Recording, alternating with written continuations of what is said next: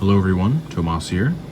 Today we're going to be taking a look at this Triang rocket train set. This is a pretty rare set in the United States and the UK, I believe, but I know they command up to $250 on eBay, so I was very fortunate to pay only $50 for this thing, which is pretty good, all things considered. I believe this was released sometime in the 1960s, and you can tell it's pretty old. Obviously the scaling is ridiculous. I mean, just look at like these other locomotives next to it. Like the real thing was not that tall as far as I know.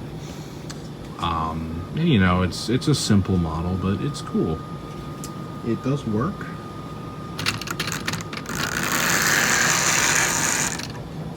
And I don't know, it's pretty good cosmetically, but I do think it needs a little service.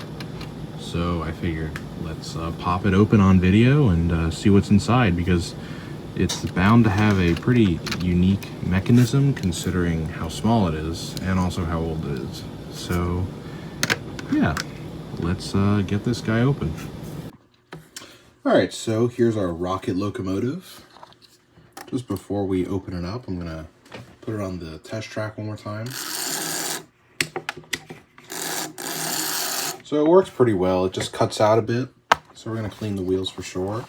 And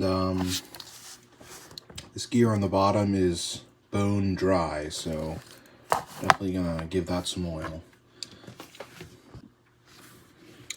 So I've never opened one of these before, but there's a flathead screw right here. So I'm assuming you just take that off.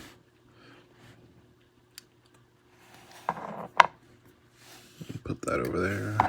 And this, that's kind of cool.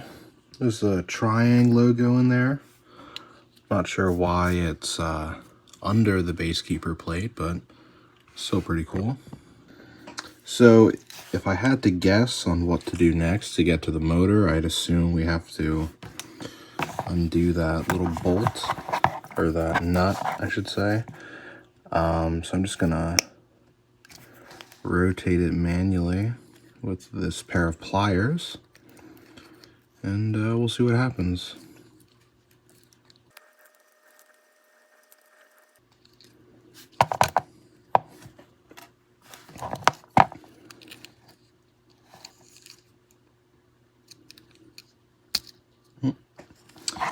Okay, I think that was it.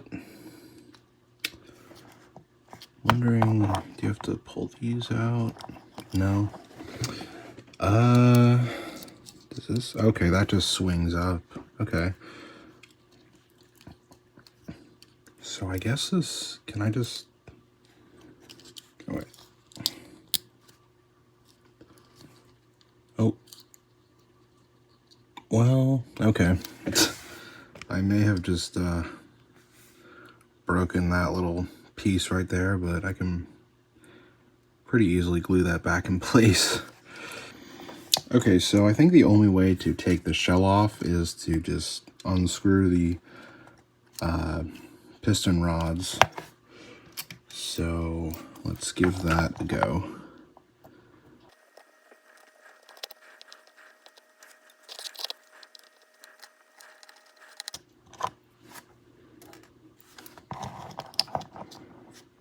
Okay, success. So here is the inside. This is a super small motor for the time. Okay, so that motor just pops right out. All right, so we're just gonna do the standard cleaning procedure. I'm gonna go in and try to clean that commutator, and then I'll put some oil on the bearings, and hopefully should be enough to make it run better.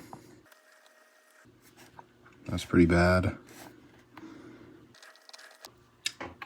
Here's a test.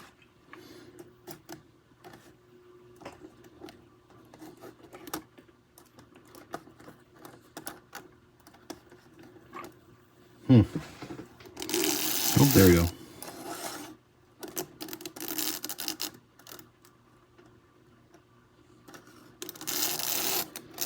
Okay, so I think we should clean the wheels next, because that seems to be also impeding the performance. I can't tell if these wheels are blackened or if they're dirty. I don't know.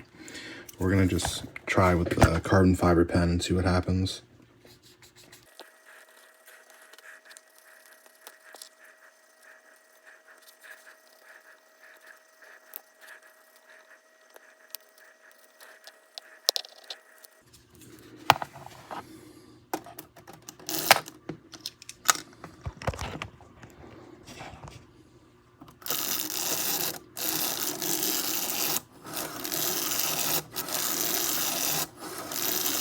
Yeah, it's a lot more consistent.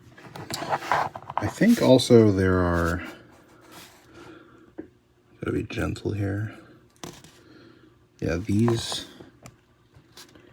it's pretty tough to see. Let me get my light. There's little brass tabs in there. Here, let me just point to them. Like here and over here, there's these brass tabs that touch the contacts of the motor, I believe. And those are pretty dirty, so I'm gonna give those a little clean.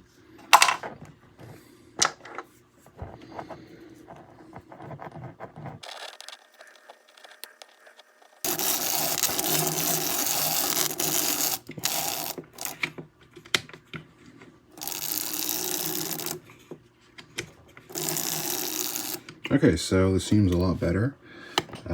The last thing we got to do is just put some oil on it. So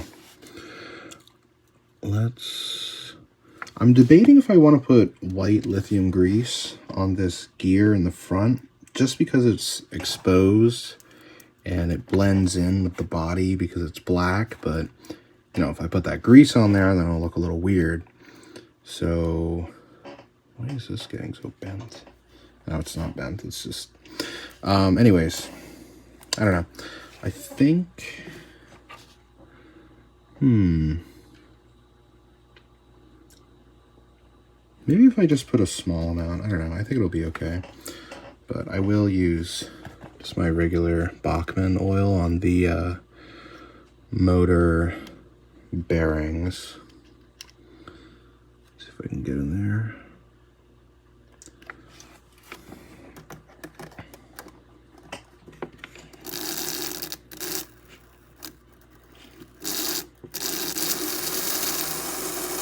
Ooh.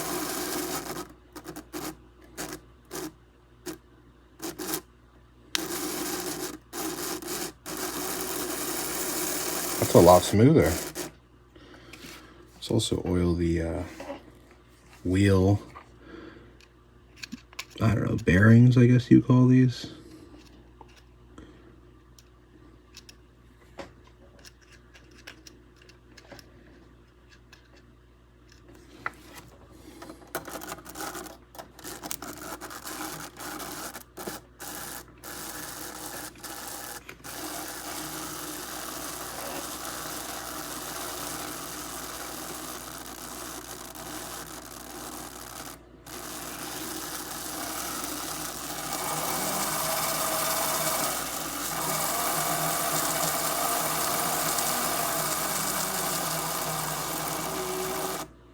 That is running a lot nicer.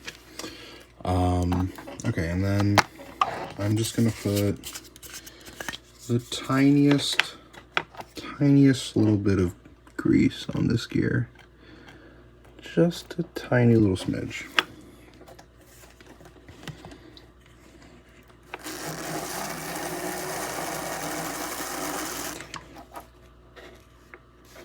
It doesn't look too bad.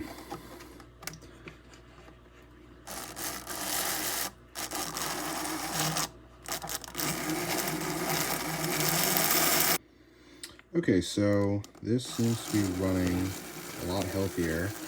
Sounds a lot better. Looks a lot better.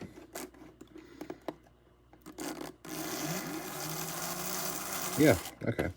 So now we can get to reassembly. Before we put the body back on, I'm just going to take this wet Q-tip, it's just water, and I'm going to just remove some of this dirt that's just kind of on the surface. Just gently, very gently get rid of that.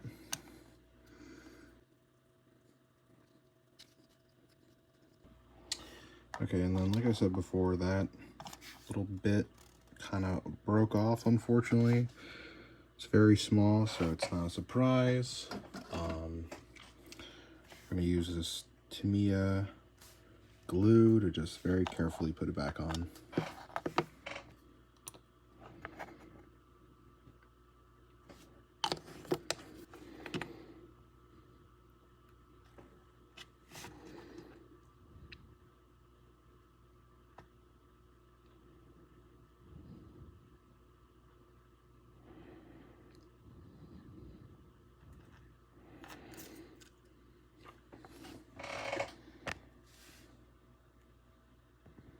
Looks pretty good.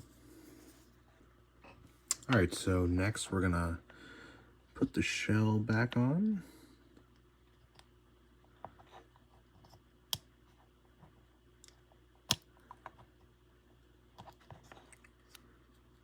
Try to be careful.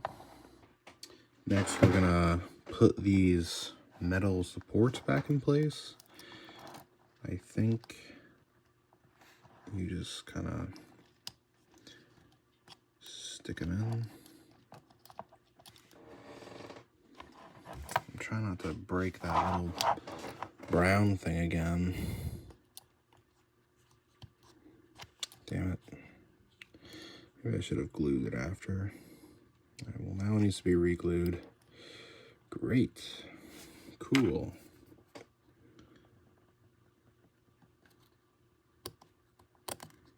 Damn it.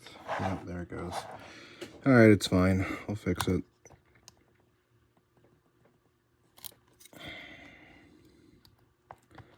Okay, so let's just put this shell back on, put this brown bar down, and then we'll freaking glue this little thing on again.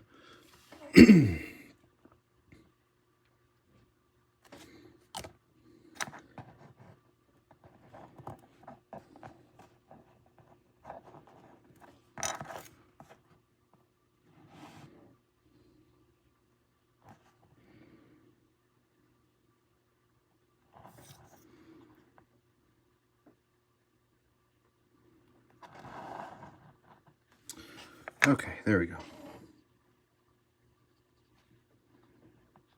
So I'll let that dry for a moment, and then we're gonna put the whatchamacallits back on.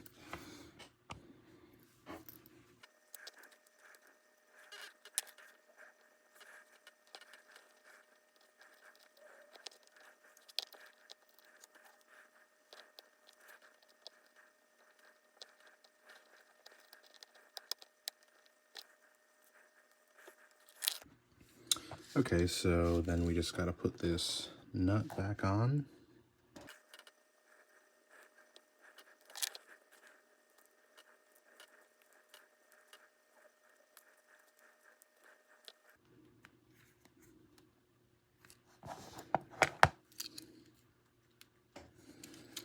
And then finally, we just gotta put on this base keeper plate.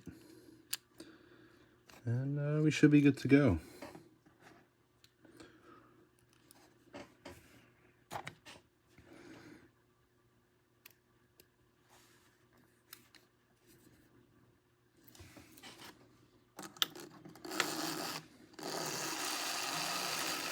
Yeah, looks good. That is a lot smoother than before, and it also sounds a whole lot better.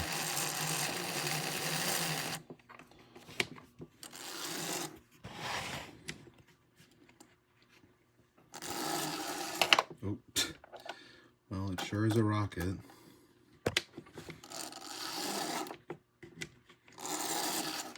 Yeah, so it's not cutting out at all like it was before. So that's a big improvement. Spoke too soon. It's definitely better though. I gotta love how this is a, 1800s very slow locomotive, and yet it's like extremely fast in model form. Anyways, now that this is all serviced, let's get it down onto the layout. All right, so here we are on the layout. Let's see if it works. Yeah, it takes right off.